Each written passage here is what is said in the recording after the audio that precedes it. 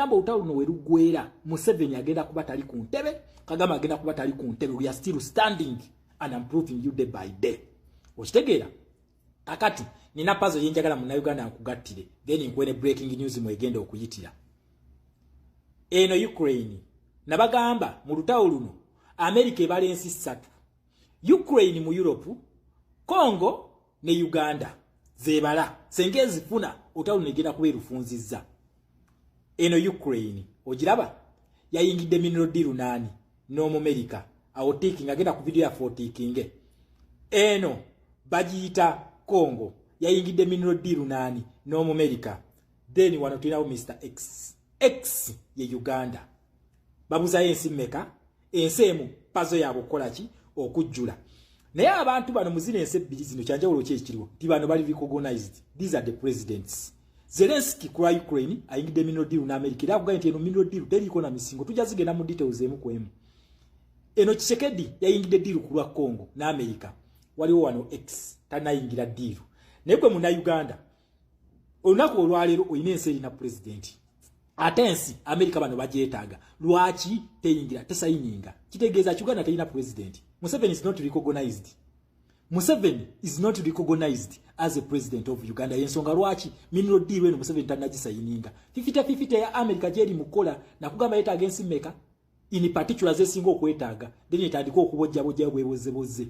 Museveni tanajinga lwaki is not recognized. Lwaki Museveni ono esala notumulaba yafuga agenda kuzitripu ezenjawulo nga president ne mu Uganda usaluti bazimukubira nga president. Lwaki Museveni alina ekintu kyatalina kyatapozesinga mu luno olutalo nabagamba olutalo luno lutambulira ku factor number 3, the deciding factor which is social kwetambulira. Museveni talina maanyi g'abantu. Zelensky alina toto support ya Ukraine agina. Tshisekedi wadde bagamba yabba akalulu according ku Kagame bwe yali wa kusatu naye ne bamufuula president alina support y'abantu b'e Congo. Yensonga lwaki America eno ekintu kyali mukola ayagala leeta Tshisekedi nga hero afuga ebisanja bibiri akite babeera bamusasudde. Wano Uganda tulina X kubanga Museveni ekisooka Museveni talina maanyi g'abantu tagalina. Kati America tasobola kustrakinga deal nabagambye bino America byayingiramu. These are long term strategies. Long term zalimu katachaga muntu addamu kusinikira ku dola mannyo kyali mukola okitegeera. Kati ono mu America Kongo eno lwaki America ono yasaini lwaki deal zino agenda signinga 50%. Economy za zino ensi zona ziyimiridde okweno na kugamba Foxconn company yasinze neno mu China eri ku byabugagga bya Congo. Okitegeera ekintu ekyo. China eri ku byabugagga bya Uganda, Russia ebadde ku byabugagga bya Ukraine. Okitegeera kati Zelensky ayingidde deal no mu America 50-50 bagiyingidde. Okitegeera ekintu kino Tshisekedi agiyingidde Uganda tulinawo X kubanga aliko tali recognized. Museveni talina maanyi g'abantu kati ebyali mu kubasiriwaza Museveni okuyingira deal eno si alina okugiyingira no mu America wabula ate ye Museveni asobola okuyingira deal eno nani no mu Russia. Kati Museveni ono alina kikola atya alina okuleetera opponent alina okuleetera alternating opponent naye ate ku kyabasha ate kibeera waasi nnyo kibeera easy ya Museveni okuyingira deal y'Amerika bano nga akozeseza alternating opponent beesije gwali mu kufumba oasi kyekyo Omumerika alina okuyingira mu deal eno ne legitimate president abeera aleeteddwa abantu. Senga Museveni akwetera ekiwanje ne mukikkiriza kitegeeza kigenda okudda mu American foreign policy kijje Uganda mu BRICS. Okitegeera then addeyo pazo y'abana ejjule nakugambye pazo y'abana erina okujjula at all cost at whatever cost pazo erina okujjula. Okitegeera kubulako nsi ki emu bweti Uganda then muna Uganda kyebakola main branch gye bayita Rwanda bagittamu omuntu kubanga bano abantu bakimanyi nti amaanyi ga Museveni ate tegali mu Uganda. Amaanyi ga Museveni gafugisa Uganda tegali mu Uganda gatya financial and economic transactions zonna Museveni zakola sente zimalira Rwanda. Ebintu bya Bekongo sente baziteeka Rwanda ne Kagame. Okitegeera baziteeka Rwanda awo ezive Rwanda ne zigenda mu butujju mu Congo mu Somalia mu Ethiopia mu Sudan. Ono musajja atinkudde entalo buli wamu. Okitegeera ekintu ekyo kati ne minerals za bye Uganda abikukusa n'akukusa n'abiteeka mu Rwanda nabagamba Rwanda terina kyabugagga n'eki n'amafuta ge bakazula mu Lake Kivu enzizi 13 Congo egamba zaayo kubeyo Lake Kivu egattako ne Congo. Okitegeera ekintu ekyo kati minerals zabba mu Uganda deal bazikutulira wa Rwanda. Okitegeera ekintu ekyo kati kyovola gwe mu Uganda leero asaba sanction twagala sanction bazituwa babomunya Rwanda sanction ezimutamu omuntu. Okitegeera ekintu kino bamubbe ezimutamu omuntu kubanga bakimanyi nti main branch yani yatibuhabulwa kati jajja tibu yekyalizo otinzeeko nakugamba eno fact eno senge esituka Museveni alina obuzibu bw'amaanyi nnyo senga Munnayuganda akeera ku makya n'agamba ekimala kati gwe tuviire Museveni alina obuzibu bw'amaanyi nnyo kati Museveni agamaanyi gali mu bakola bw'atuuka aleete n'ejjaati mu bantu ekintu kyali kukola kulemesa gwe Munnayuganda kusituka alina okulinnya ku eno deciding factor obutakola ki obutasituka kuba akimanyi nti senga musituka agenda kuba takyabalinako control lwaki policies zonna ne charters Uganda ze yayingiramu zimulumba bulumbi direct wayina okubaawo olutalo wakati wa Museveni ne policies zino yensonga lwaki pazo eno tewera osegere ekintu ekyo kati okugira nga akyabakuŋŋaanyamu obwabbye mu musolo n'akuŋŋaanyiriza alina okukuuma nga tosituse such that n'afumba opponent we n'amuleetawo nga munanga gwa kye yakola kati ne Museveni naye aleeta owuwe then ono aze Uganda mu foreign policy kati Museveni naye aba akyafunayo kasente ng'ayita mu buloka we gwe yakola ki gwe yabateerako naye Munnayuganda senga tugenda kukola ekyakishekedi tugamba abazungu bano basebo temukukutanga muyita mmanju muyite miryango tukole ddiiru tufune mutwale interest zammwe naffe tutwale ezaffe 50% eno tekitegeeza mbu ebyobugagga babitutte nedda 50% eno ebyobugagga bino obeera obiguza America na companies eziri related ku America kyokola okitegera ekintu kino obitunda butunzi naye nga 50% ebyobugagga byosimye bibeerako ne audit obeera obiguza b'America oba si kyobasindika companies zaabwe ne zi extracting ebintu bino wezimala obi extracting ne mupima ne bakusasula ne batwala bwe batyo bakikola okitegera ekintu ekyo bwe batyo bakikola naye zino embuzi zaagala kutubba ffe tuleme kukola kikufunamu kati ensonga lwaki wano tulina Munnayuganda oyina okulwana ennyo okulaba nga tufuna ekintu kino okitegera nakugamba ono omusajja twamukubadda is not recognized anywhere as the president of Uganda ekyo bakikulimba paka wanaafuna ekintu kye bayita people power wafuna amaanyi g'abantu of which essaawa ntakyasobola Museveni okweddiza amaanyi g'abantu tasobola kikyalina okukola alina okufumbayo alternating opponent amubaleetere okitegeera ekintu kino kyekitufuula ab'enjawulo kubanga ebintu bye tukola byanjawulo ne wano tutiikinge nabagamba bano nja bakubisa bwongo just ebeera time yena kashama biki byosomesa tebikwata nabagamba time ekintu kyenkola nkimanyi nnyo nawe Munnayuganda naye nkugamba kiyalingirako munno buli aweddemu amaanyi naye nkugamba ebintu bino bikwate obiyige tebigenda kugasa ffe kujjako Museveni wabula bigenda tugasa ne mu generations eziddako abaana baffe n'abazzukulu balina okuyiga ebintu bino okitegeera so respect my people respect my president tulwane nnyo tujuze paneno nga nakugamba this is your true source you will never regret a day lwateekako data okufollowinga breaking news wakati nga mukyali Museveni simanyi Museveni yakutte Nalukoola nabagamba oyo domestic policy mulina oku-understandinga policies zino engeri gye zizannya mulimu strength ya Museveni how do you win in domestic policy you win by giving you a negativity Museveni wakola ekintu ekiri negative obeera owangudde naye wakola ekiri positive obeera tuwangudde era senga Museveni teyakutte Nalukoola mwabadde temulina kimugenda kuprovinga naye si ye point ebyo nja bijjayo nga tuze ku domestic policy breaking news is nakugamba toleka muntu okubeerawo ng'ali frustrated olwa Museveni byabakola mu ewuwe nabagamba eyo policy ye naye ate waliwo constitution ez'amaanyi ezitamanyi Museveni oyo ezimufukamiza okitegeera ezimufukamiza nabagamba olutalo luno lwe tulimu lwe luno baluyita de-dollarization luno naye nabagamba olutalo luno we luggwera Museveni agenda kuba tali ku ntebe Kagame agenda kuba tali ku ntebe we are still standing and improving you day by day okitegeera akati nina pazo yenjagala Munnayuganda nkugattire then nkwene breaking news mwegenda okuyitira eno Ukraine nabagamba mu lutawo luno America ebala ensi 3 Ukraine mu Europe Congo ne Uganda zebala senge zifuna olutawo luno egenda kuba erufunzizza eno Ukraine ogiraba yayingidde mineral deal nani no mu America awo taking agenda ku video ya 40 eno bajiyita Congo yayingidde mineral deal nani no mu America then wano tulinawo Mr X ye Uganda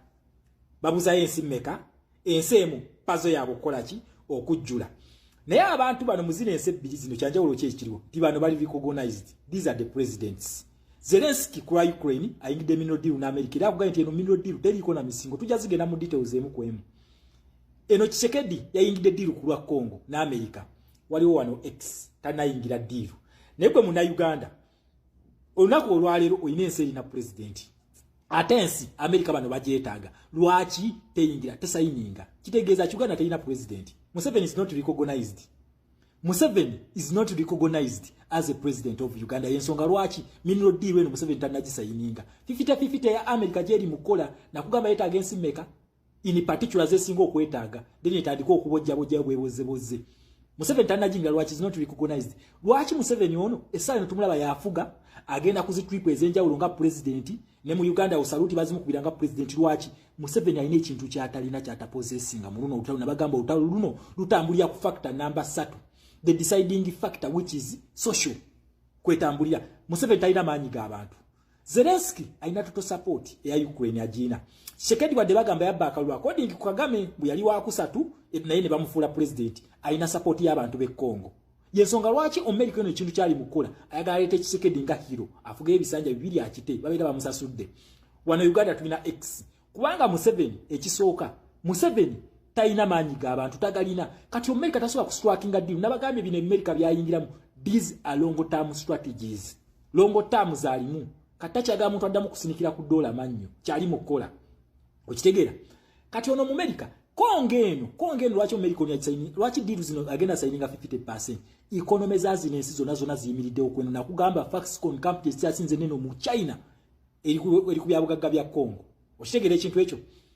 China eri ku byabugagga bya Uganda Russia ebadde ku byabugagga bya Ukraine okitegeera kati Zelensky ayingidde deal no mu America 50-50 bagiyingidde okitegeera ekintu kino Tshisekedi agiyingidde Uganda tulinawo X kubanga aliko tali recognized Museveni talina maanyi g'abantu kati ebyali mu kubasiriwaza Museveni okuyingira deal eno si alina okugiyingira no mu America wabula ate ye Museveni asobola okuyingira deal eno nani no mu Russia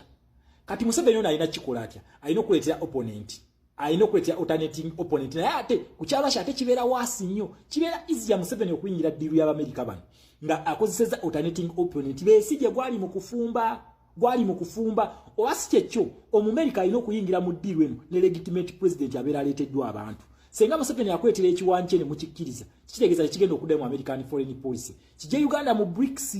okitegeera then addeyo pazo y'abana ejjule nakugambye pazo y'abana erina okujjula at all cost at whatever cost pazo erina okujjula okitegeera kubulako nsi ki emu bweti Uganda then muna Uganda kyebakola main branch gye bayita Rwanda bagittamu omuntu kubanga bano abantu bakimanyi nti amaanyi ga Museveni ate tegali mu Uganda amaanyi ga Museveni gafugisa Uganda tegali mu Uganda gatya financial and economic transactions zonna Museveni zakola sente zimalira Rwanda ebintu bya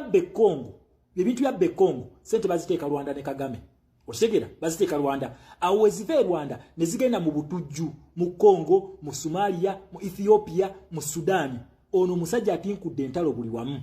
okitegeera ekintu ekyo kati ne minerals za bye Uganda abikukusa n'abiteeka mu Rwanda nabagamba Rwanda terina kyabugagga neki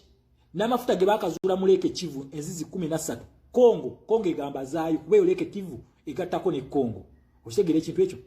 kati minerals zabba mu Uganda deal bazikutulirawa Rwanda okitegeera ekintu ekyo kati kyovola gwe muna Uganda leero asaba sanction twagala sanction bazituwa babbo munyarwanda sanction ezimutamu omuntu okitegeera ekintu kino bamubbe ezimutamu omuntu kubanga bakimanyi nti main branch yani yatibuhabulwa kati jjajja tibu yekyalizo otinzeeko nakugamba eno fact eno senga esituka Museveni alina obuzibu bw'amaanyi nnyo senga muna Uganda akeera ku makya n'agamba ekimala kati gwe tuviire Museveni alina obuzibu bw'amaanyi nnyo kati Museveni ag'amaanyi gali mu bakula mbwatuka aleete n'ejjaati mu bantu ekintu kyali kukola kulemesa gwe muna Uganda kusituka alina okulinnya ku eno deciding factor obutakola ki obutasituka kuba kimanyi nti senga musituka agenda kuba takyabalinako control lwaki policies zonna ne charters Uganda ze yayingiramu zimulumba bulumbi direct wayina okubaawo olutalo wakati wa Museveni ne policies zino yensonga lwaki pazo eno pazo tewera okitegeera ekintu ekyo kati okugira nga akyabakuŋŋaanyamu obwabbye mu musolo n'akuŋŋaanyiriza alina okukuuma nga tosituse such that n'afumba opponent we n'amuleetawo nga munanga gwa kye yakola kati ne Museveni naye aleeta owuwe then ono azee Uganda mu foreign policy kati Museveni naye aba akyafunayo kasente ng'ayita mu buloka we gwe yakola ki gwe yabateerako naye muna Uganda senga tugenda kukola ekya Tshisekedi tugamba abazungu bano basebo temukukutanga muyita mmanju muyite miryango tukole diiru tufune mutwale interest zammwe naffe tutwale zaffe 50% eno tekitegeeza mbu ebyobugagga babitutte nedda 50% eno ebyobugagga bino obeera obiguza America na companies eziri related ku America kyokola okitegera ekintu kino obitunda butunzi naye nga 50% ebyobugagga byosimye bibeerako ne audit obeera obiguza b'America oba si kyo basindika companies zaabwe ne zi extracting ebintu bino wezimala obi extracting ne mupima ne bakusasula ne batwala bwe batwe bakikola okitegeera ekintu ekyo bwe batwe bakikola naye zino embuzi zaagala kutubba ffe tuleme kukola kikufunamu kati ensonga lwaki wano tulina munna Uganda oyina okulwana ennyo okulaba nga tufuna ekintu kino okitegeera nakugamba ono omusajja twamukubadda is not recognized anywhere as the president of Uganda ekyo bakikulimba paka wanafuna ekintu kye bayita people power wafuna amaanyi g'abantu of which essaawa ntakyasobola Museveni okweddiza amaanyi g'abantu tasobola kikyalina okukola alina okufumbayo opponent alternating opponent amubaleetere okitegeera ekintu kino kyekitufuula ab'enjawulo kubanga ebintu bye tukola byanjawulo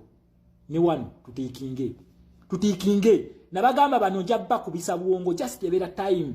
yena kashama biki byosomesa tebikwata nabagamba time ekintu kyenkola nkimanyi nnyo nawe munna Uganda naye nkugamba shiyalingirako munno buli aweddemu amaanyi naye nkugamba ebintu bino bikwate obiyige tebigenda kugasa ffe kujjako Museveni wabula bigenda tugasa ne mu generations eziddako abaana baffe n'abazzukulu balina okuyiga ebintu bino okitegeera so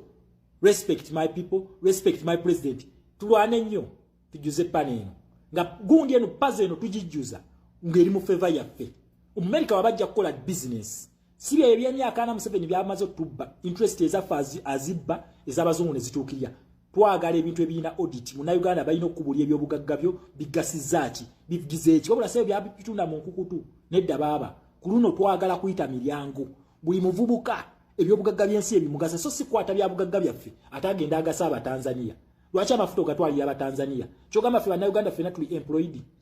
mwe Munnayuganda gwe omuvubuka gwakyawagira kigavumenti kino gwe musiru akutte over 1 million jobs azigabidde Abatanzania nenga Bannayuganda mumusinika businisi manyo bannanyini b'amafuta okitegeera musinika businisi manyo so twegweke encha nakugamba tebakumalaamu maanyi na bibuuzi by'abantu ababuukira revolution nakugamba this is your true source you will never regret a day lwateekako data okufollowinga breaking news